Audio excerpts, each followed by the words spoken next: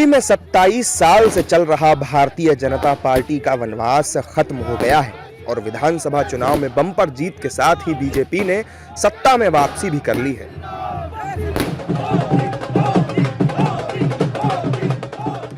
दिल्ली में मिली इस रिकॉर्ड जीत पर सिर्फ दिल्ली के बीजेपी कार्यकर्ता ही खुशी नहीं मना रहे, बल्कि पूरे देश में भारतीय जनता पार्टी के कार्यकर्ता जश्न में डूबे हुए हैं।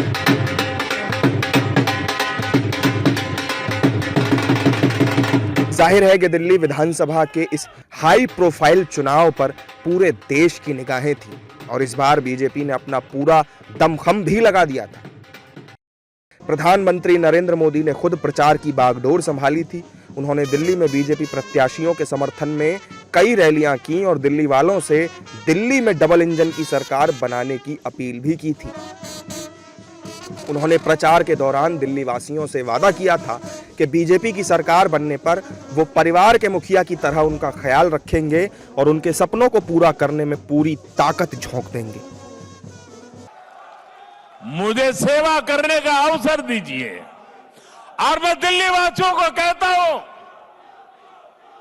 जैसे एक परिवार का मुखिया अपने परिवार का ख्याल रखता है, मैं दिल्ली वासियों एक परिवार के सदस्य के नाते आपका ख्याल रखूंगा।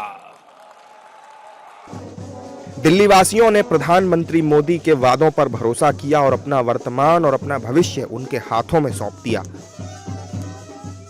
दिल्ली में चुनाव प्रचार के दौरान प्रधानमंत्री मोदी ने यह भी कहा था कि दिल्ली में डबल इंजन की सरकार बनने पर ही विकास के काम तेज हो सकते हैं।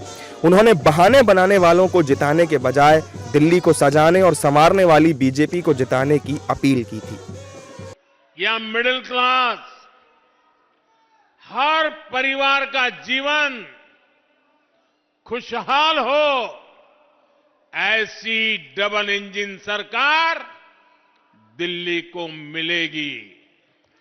हमें ऐसी डबल इंजन सरकार बनानी है जो लड़ाई झगड़े के बजाय दिल्ली के लोगों की सेवा करे,